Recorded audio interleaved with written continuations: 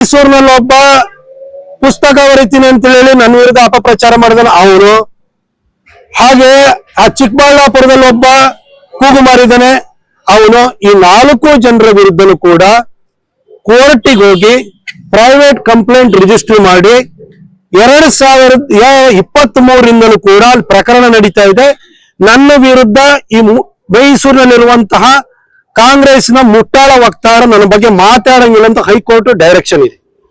ಸೋಮವಾರ contempt of ಕೋರ್ಟಿಗೆ ನಾನು ಮೂವ್ ಮಾಡ್ತಾ ಇದ್ದೀನಿ.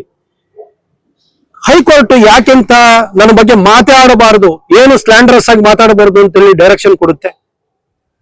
ಹೈಕೋರ್ಟ್ ಅಲ್ಲಿ ಎಲ್ಲದನ್ನು ಪರಿಶೀಲನೆ ಮಾಡೇ ಕೊಡ್ಬೇಕು ತಾನೆ. ಕೋರ್ಟ್ ಅಲ್ಲಿ ನಾನು PCR ಮಾಡಿದ್ರೆ ಟ್ರಯಲ್ ಸ್ಟಾರ್ಟ್ ಆಗಿದೆಯಲ್ವಾ, ಇವ್ರ ಹತ್ರ ಏನಾದ್ರು ಇದೆಯಲ್ವಾ, ಹೋಗಿ ಕೊಡಿ ನೀವಲ್ಲಿ. ಕೋರ್ಟ್ ಸ್ಟೇ ಕೊಡೋದು ಒಂದು ಮಾಧ್ಯಮಗಳಿಗೆ ಹೇಳಿ ಬಯಸ್ತೇನೆ. ಕೋರ್ಟ್ ಇಂಜೆಕ್ಷನ್ ಅಂತ ಕೊಟ್ರೆ ನಿಮ್ಮ ಹತ್ರ ಸುಳ್ಳಾಗಿ ಆರೋಪವನ್ನು ಮಾಡಬಾರ್ದು. ಆದ್ರೆ ಸಾಕ್ಷ್ಯಗಳಿತ್ತು ಅಂತಂದ್ರೆ ನೀವು ಕೋರ್ಟ್ ಮುಂದೆ ಸಬ್ಮಿಟ್ ಮಾಡಬಹುದು. ಮಾಧ್ಯಮಗಳು ಕೂಡ ದಾಖಲೆ ಇತ್ತು ಅಂತಂದ್ರೆ ನೀವು ಪ್ರಕಟ ಮಾಡೋದಕ್ಕೆ ಇಂಜೆಕ್ಷನ್ ಇದ್ರೂ ಕೂಡ ಅಭ್ಯಂತರ ಇಲ್ಲ. ಈ ಸ್ಥಾಯಿಯು ಕೂಡ ಪ್ರತಿನಿತ್ಯನು ನನ್ನ ಮೇಲೆ ತರಾವರಿ ಆರೋಪನ ಮಾಡ್ತಾರೆ ಹೊರತು ಸಾಕ್ಷ್ಯ ಹಾಕೊಳ್ಳಲ್ಲ. ಮೀಡಿಯಾದವರೆಗೂ ಕೂಡ ಕೇಳಿ ಸಾಕ್ಷ್ಯನ. ಜೋಬಲ್ ಅಲ್ಲ, ಜೋಬಲ್ ಸಾಕ್ಷ್ಯ ಇಟ್ಕೊಂಡ್ರೆ ಅಂದ್ರೆ ಅವ್ರ ಮನೆ ಮಂದಿದ್ ಏನಾರು ಇದೆಯಾ ಅದ್ರೊಳಗಡೆ? ಹೊರಗಡೆ ಯಾಕೆ ಹೇಳ್ತಿಲ್ಲ? ಹಂಜಿಕೆ ಯಾಕೆ? ನಿಮ್ ಮನೆ ಮಂದಿದ್ ಯಾರ್ದಾರು ಇತ್ತು ಅಂದ್ರೆ ನೀವು ಹಂಚ್ಬೇಕು. ಅಯ್ಯೋ ನಮ್ಮ ಮನೆಯವ್ರದ್ದು ಮರ್ಯಾದೆ ಹೋಗುತ್ತೆ ಅಂತ ಹೇಳಿ ಇಟ್ಕೊಂಡ್ರೆ ಕೊಡಪ್ಪ, ಕೋರ್ಟಿಗೆ ಕೊಡು.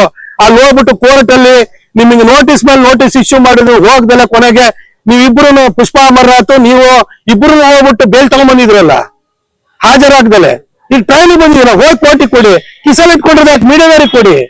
ಸುಮ್ಮನೆ ಪ್ರತಿನಿತ್ಯ ಮಾತಾಡ್ತಾರೆ. ನಾನ್ ಮಾಧ್ಯಮ ಮಿತ್ರರು ಒಂದು ಕೇಳ್ತೀನಿ, 5 ಚುನಾವಣೆ ರೀ, 5 ಚುನಾವಣೆಯಲ್ಲಿ ಮೈಸೂರು ಜನ ಸೋಲ್ಸಿದ್ದಾರೆ ಆ ಮುಟ್ಟಾಳನ್ನ. ಅವನ ಮಾತಿಗೆ ಅವನ ಮಾಡೋ ಆರೋಪಕ್ಕೆ ಇವತ್ತರೆಗೂ ನಾನ್ ಮಾಧ್ಯಮದವ್ರನ್ನ ಕೇಳ್ತೀನಿ, ಇವನು ಜೀವನದಲ್ಲಿ ಯಾವ್ದಾದ್ರು ಅವನ ಆರೋಪಕ್ಕೆ ಒಂದಾರು ಸಾಕ್ಷ್ಯ ಕೊಟ್ಟಿದ್ದಾನೇನ್ರಿ? ಮತ್ತ ಅವನ ಮಾತು ಕೇಳ್ಕೊಂಡು ನೀವು ಇಲ್ಲಿ ಬರ್ತಿರಲ್ಲ. ನಾನು ಮಾನ್ಯ ಸಿದ್ದರಾಮಯ್ಯ ಸಾಹೇಬ್ರಿಗೆ ನಿಮಗೆ ಅವನ ಮೇಲೆ ಬಹಳ ಪ್ರೀತಿ ಇದೆ. ಯಾಕಂದ್ರೆ ಮೈಸೂರಿನ ಗೆಲ್ಲಬೇಕು ಅನ್ನೋ ಉದ್ದೇಶ ಇದ್ದಿದ್ರೆ ಆ ಡಾಕ್ಟರ್ ವಿಜಯ್ ಕುಮಾರ್ಗೋ ಸುಶ್ರುತ್ಗೋ ನೀವು ಟಿಕೆಟ್ ಕೊಡ್ತಾ ಇದ್ರಿ.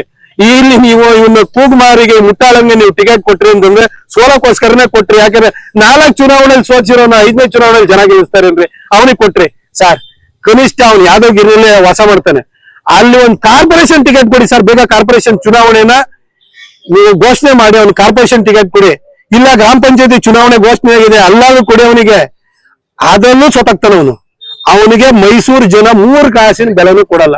ನಾನ್ ಮಾಧ್ಯಮ ಮಿತ್ರರಲ್ಲಿ ಕೇಳ್ಕೊಳ್ಳೋದು ಇಷ್ಟೇನೆ, ದಯವಿಟ್ಟು ಇನ್ನು ಮುಂದೆ ಅವನ ಆರೋಪನ ನೀವು ಕೇಳಿಸ್ಕೋಬೇಡಿ, ಅವನ ಆರೋಪಕ್ಕೆ ನನ್ನ ಹತ್ರ ಪ್ರತಿಕ್ರಿಯೆನೂ ಕೇಳಬೇಡಿ. ಇಂಥ ವ್ಯಕ್ತಿಗಳ ಬಗ್ಗೆ ನನಗೆ ಪ್ರತಿಕ್ರಿಯೆ ಕೇಳಕ್ ಬಂದ್ರೆ ನನಗೂ ಒಂಥರ ನೀವು ಮಾಧ್ಯಮದವರೇ ಇಷ್ಟು ಆರೋಪ ಮಾಡಿದ್ರೆ ಒಂದಕ್ಕೂ ಸಾಕ್ಷ್ಯಾಧಾರ ಕೊಡದೇ ಇದ್ದ ಒಂದು ವ್ಯಕ್ತಿದು ನೀವು ಪ್ರತಿಕ್ರಿಯೆ ಕೇಳಕ್ ಬರ್ತೀವಿ. ಇಲ್ಲ ಅಂದ್ರೆ ನಿಮ್ ಬಗ್ಗೆ ನನಗೂ ಕೂಡ ಬೇಸರ ಆಗುತ್ತೆ. ದಯವಿಟ್ಟು ಒಂದ್ಸರಿ